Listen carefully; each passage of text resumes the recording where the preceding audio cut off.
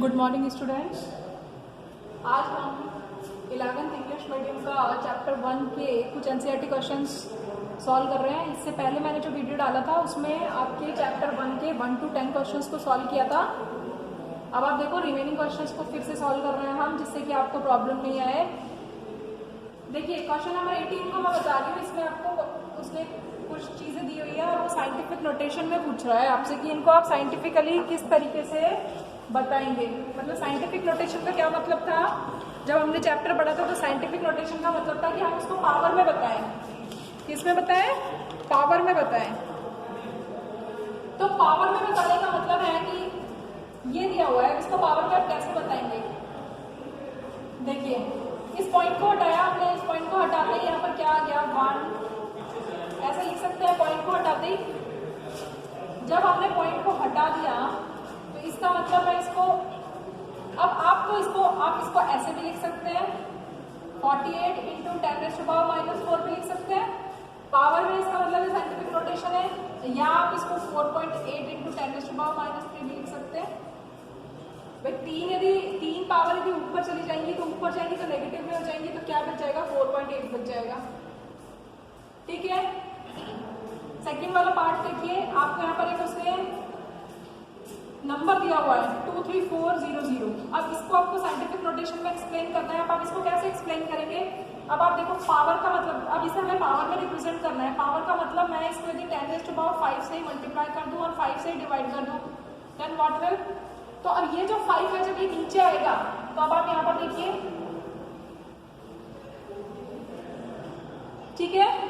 तो इस तरीके से जब ये आएगा तो अब आप देखो क्या हो जाएगा, ये हो जाएगा 0.23400 इंटू 10⁻5। ठीक है। या मैं इसको कैसे लिख सकती हूँ 0.234 इंटू 10⁻5 भी लिख सकती हूँ। ठीक है, क्लियर हो रहा है आपको।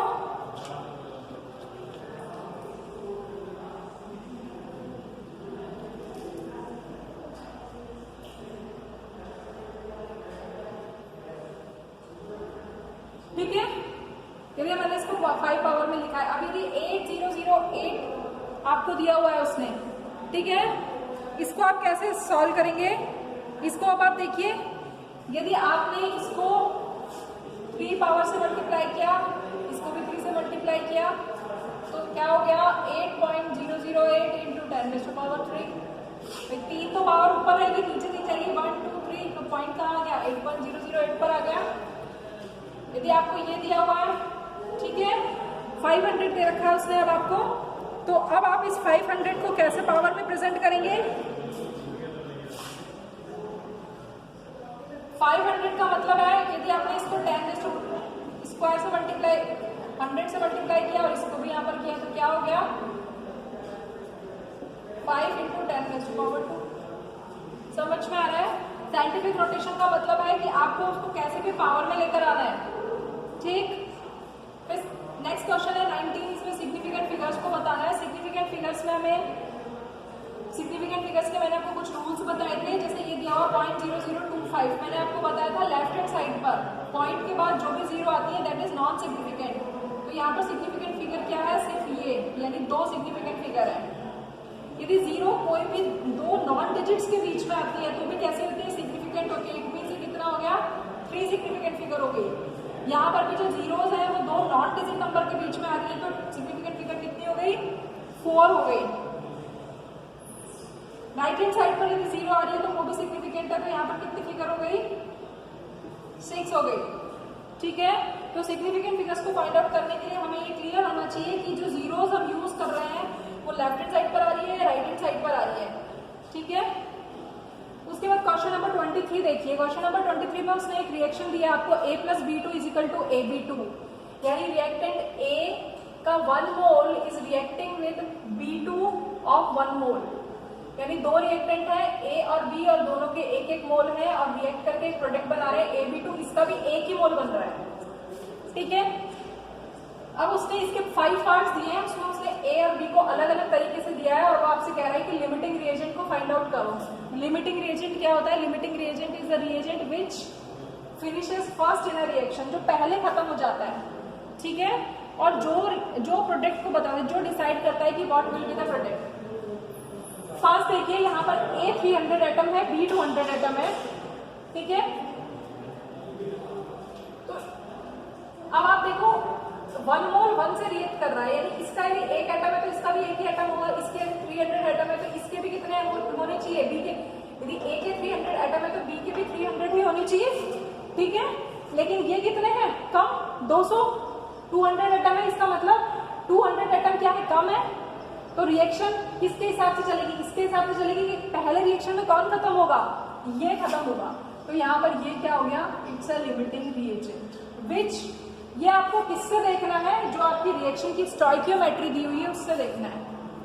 यहाँ पर देखो, इसमें तो यहाँ पर लिमिटिंग रिएजेंट बी हो गया, यहाँ पर देखो 2 मोल ये है, 3 मोल ये है, 1 मोल 1 के साथ रिएक्ट कर रहा है, यदि ये 2 मोल है तो ये भी कितना होना चाहिए, 2। तो ये 2 है तो ये भी 2 होना चाहिए, ये ज्यादा है, यदि ये ज्यादा है तो ये कैसा हो गया, ये लिमिटिंग रिएजेंट हो गया। तो ये कैसा रिएजेंट है, ये एक्सिस रिएजेंट है। एक रिएजेंट लिमिटिंग होता है, एक एक्सिस होता है, तो ये कैसा है, यहाँ पर ये एक्सिस है, ठीक है।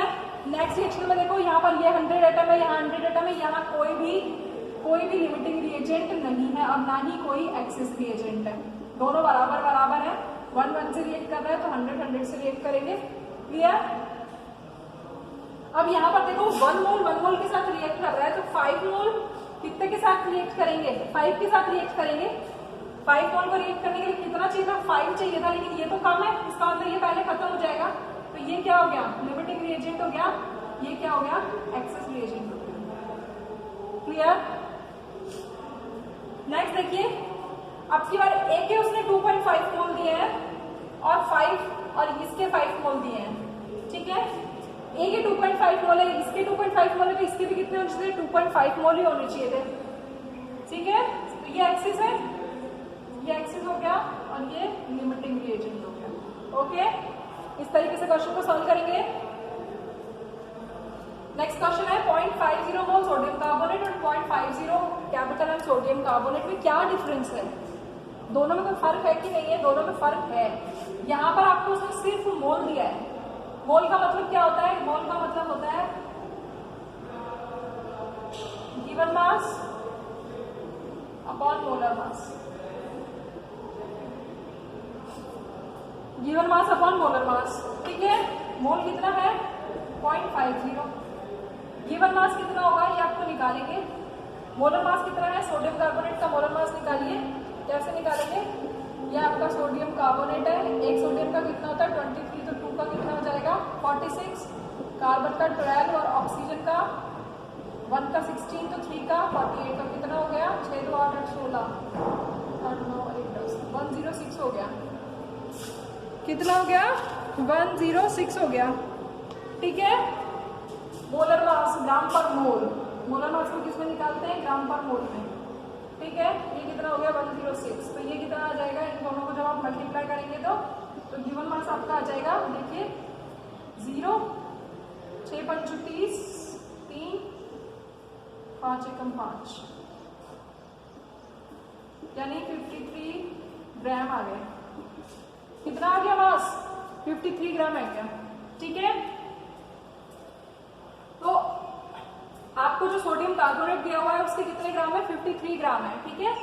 यहाँ पर आपको उसने क्या दिया हुआ, कैपिटल एम दिया हुआ। कैपिटल एम का मतलब मोल पर लीटर, मोल पर लीटर, ठीक है, मोल पर लीटर। तो इसमें क्या होगा, इसमें अब आप देखो कैसे निकालोगे, यहाँ पर इसका मतलब मोल तो उतना ही है 0.50, तो 0.50 मोल का मतलब क्या हुआ, 0.50 मोल का मतलब है 53 ग्राम को उसने कितने में डिसॉल्व किया है, 53 ग्राम को उसने 1 लीटर में डिसॉल्व किया है, ठीक है, क्लियर।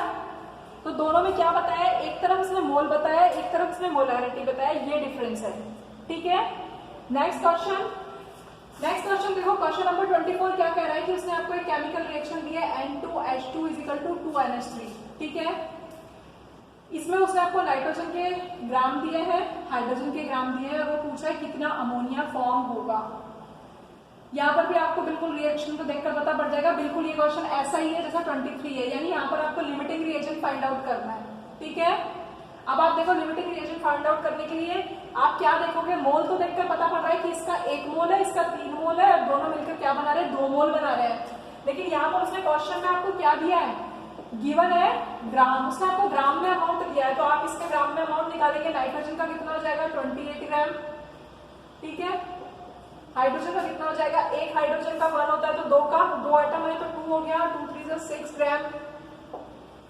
और अमोनिया का देखो 14 + 3 17 कितना हो गया, 2 × 17 का मतलब ये कितना हो गया 34 ग्राम।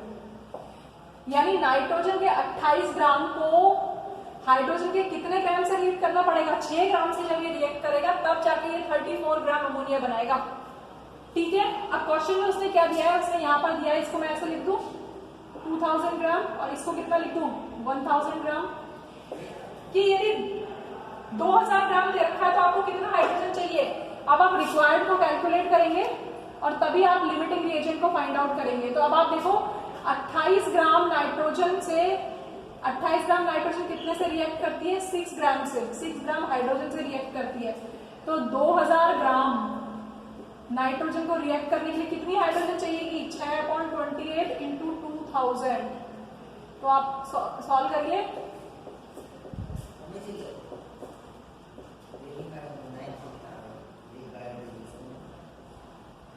ये हो गया आपका 7 × 28 2,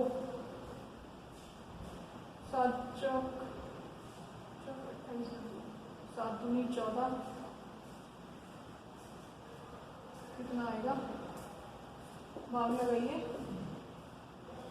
7 × 28 2 बचा, 7 दूनी 14, 6 बचे 0, 7 × 7 49, 7 × 8 56,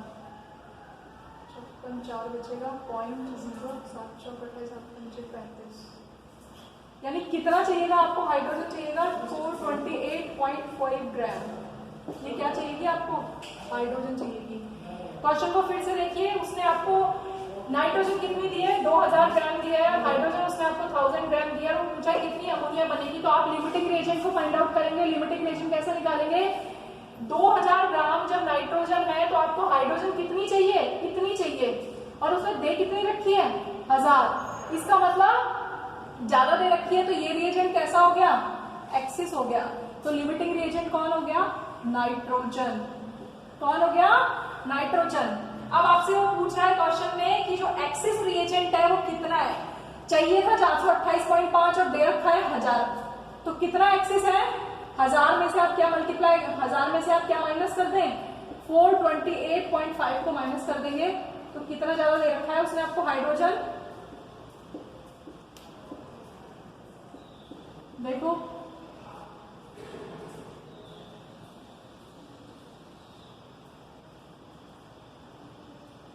ठीक है, 5 5 10 8 9 10 7 2 9 10 5 6 9 10, कितनी हाइड्रोजन एक्सिस दे रखी है, उसने आपको दे रखी है 571.5 ग्राम हाइड्रोजन एक्सिस दे रखी है, ठीक है।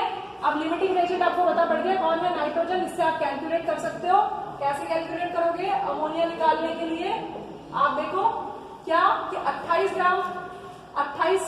ग्राम से कितनी, 28 ग्राम नाइट्रोजन कितनी अमोनिया बना रही है, 34 ग्राम बना रही है। तो 1 ग्राम कितनी बनाएगी, 34/28, तो 2000 कितनी बनाएगी, इसको मल्टीप्लाई कर लेंगे इससे, तो जो भी आंसर आएगा वो क्या होगा, अमोनिया के ग्राम होंगे, ठीक है।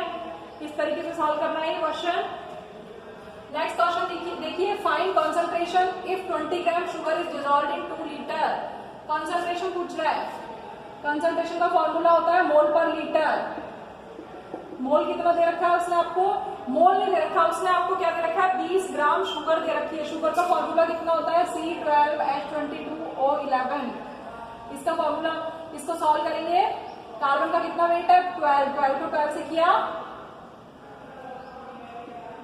144।